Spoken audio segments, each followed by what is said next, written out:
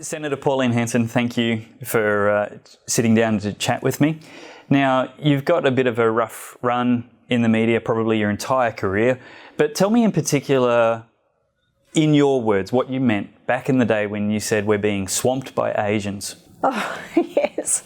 Yes, I did too. I said it in my maiden speech, and I was talking about immigration into Australia. If we go back to when Tiananmen Square happened, Bob Hawke said, okay, all the foreign students from China and Asia can actually stay in Australia. There was no investigation, he just opened it up. Carte blanche, you can stay in Australia, about 20,000. So what happened then was they actually brought in all their relatives, and that blew out to 300,000. Jeez. We had what was called a family reunion program, so that of those migrants that have come here, 75% of those could then have the first choice of bringing in their families. So we had the snowball effect that was happening. And when I said that, I thought we needed to, I'm not saying don't have Asian immigration, but there needed to be a balance. Now, at that time, we had around about 4% which were Asians in the country. And the prediction, what I was told, if we kept going at the rate we're going, by 2050 would have around about 50 to 55% Asian makeup of Australia. So that's why I said it. We now have around about 9 or 10% Australian Asian population. So that's why I've actually said it. It was based on the numbers, the records, what I was actually informed about. And I might add that in 1988, around about that time, the late 80s, even John Howard said we needed to pull back on Asian immigration. So did Charlie Perkins, who was the Aboriginal activist, and also Fraser had also said something about the immigration. So is it that you have anything in particular against Asians coming to Australia, or is it an immigration factor in total? Look, the whole thing is, it's Australia is made up of a lot of migrants that have come here, for a new way of life, especially after the Second World War. My first husband was a Polish refugee migrant. He came out here when he was 6. So his mother was actually in one of the concentration camps. So, that was my first husband. I understand my grandparents came out from England, the other grandparents from Ireland. So, migrants have made up this country. We've had wonderful migrants from Germany and Italy and Greece and that have opened up their farming sectors or businesses, and so it's been part of my life. To mix with the different nationalities, whether it be in my fish and chip shop and dealing with the Greeks at the fish markets, or and then it was the Vietnamese. But do I want Australia to become Asianised? No way in the wide world.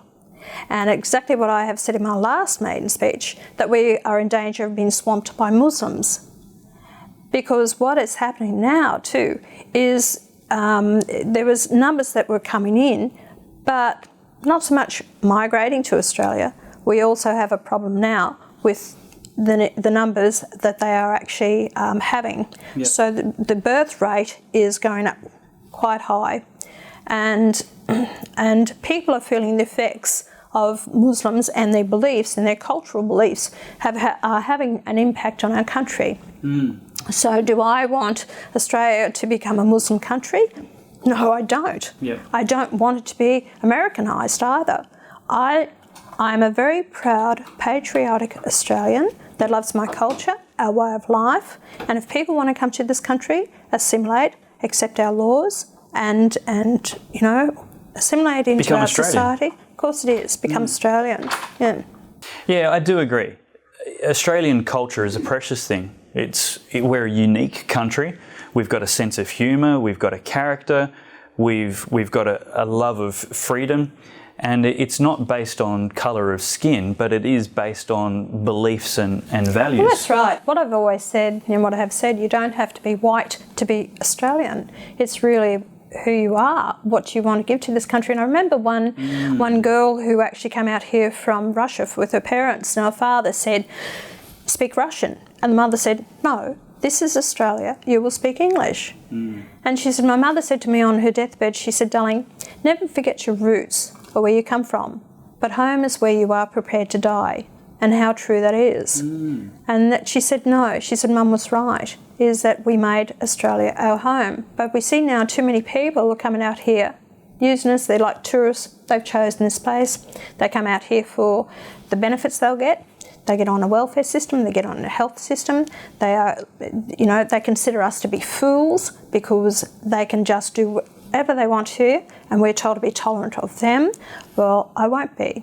And as long as I have a foot in the door on the political scene here in Australia, I will fight for Australia's rights, our freedoms, our way of life, and I'm against those that want to change this country and, have no regard for us as a nation or people. Yeah. And do you think that's all Muslims or a minority or...? No, look, I don't believe it's all Muslims at all. I was actually in a taxi and a Muslim said to me, he said, Pauline, you are right. He said, I'm Muslim. He said, I actually, at 14, decided I didn't believe in it. I didn't want to be Muslim. He said, so I actually broke away from my family. He said, I've in Australia now. Wow. He said, I have actually married, I have my own family. He said, but you are so right what you're doing. He said, my uncle has told my father he must murder me because I'm no longer associated with being Muslim. So there are ones out there who want to live life in peace and who do not, regard themselves in the thinking of radicalism, fundamentalists as Muslim, what they believe in. Yeah. And they're in fear for themselves because they know that they could be murdered themselves. Sure. It is a way of life, it is a political ideology that is incompatible with our way of life, our culture here. And we are going to have huge problems in this country, and it's impacting in suburbs around Australia, Lakemba, Auburn. Now, you can't swim the baths there on a weekend, only if you're Muslims. This is impacting on our country. They have no regard. They have their mosques. All their cars block up the streets, driveways. Police won't do anything about it. And they're a law unto themselves because as the numbers grow, it's going to impact on our country more and more. Yeah, and it's not fair to dismiss that as conspiracy theory or it's fact. Exaggeration, because all you have to do is have a look at the places in Europe which are ahead of us in those experiments. Look at other countries around the world. I'm actually talking to border security. I'm talking to the immigration department. They actually know that there's a big problem with them in our country. That is fact. We've had 14 foiled terrorist attacks. We've had 3, terrorist attacks that have actually happened. This is fact. This is happening. So if you bury your head in the sand and you think it's not going to happen, what's happening in other countries around the world, Birmingham in England, you wouldn't even go near the place. Yeah. You've got over 740 no-go zones in France that are Muslim. Police are told not to go there. You don't have anything to do with the place. How many women, and I spoke to a couple of women from Sydney, they said, and another one yesterday actually, said, I grew up in Lakemba, I wouldn't even go anywhere near it. I'm in fear for my safety. If I went in a dress just above the knee and no, my arm showing, they're in fear because the way they're looked at, they have the attitude, you dress like that, then you leave yourself wide open to be raped. So whether it's Asians in one generation and Muslims in another generation, who knows what it'll be in the next generation, the problem, or really the goal, is to preserve Australian culture because we've got a good way of life and to welcome people who want to participate in that.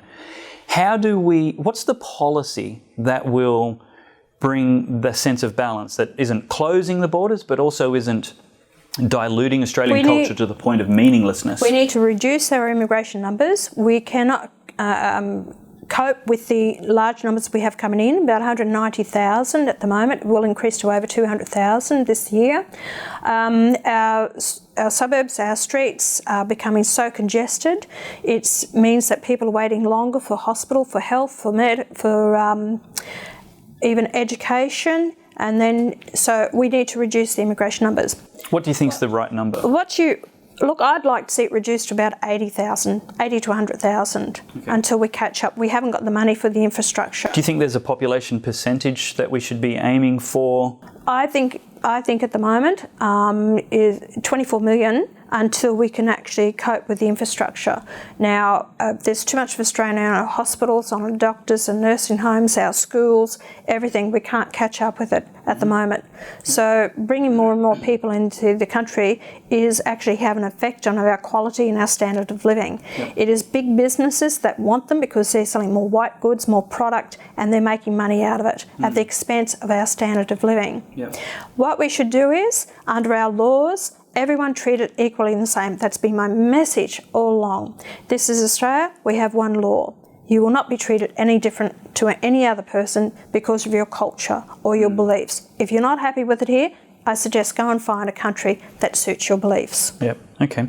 In the next segment, let's have a chat about the upcoming Queensland election and what in particular do you see as the issues that voters need to be considering in that. Thanks for watching. If you really enjoyed that video, please give it a thumbs up and subscribe to my channel. Have a look at this great video next and check out the website for even more interesting articles and episodes later.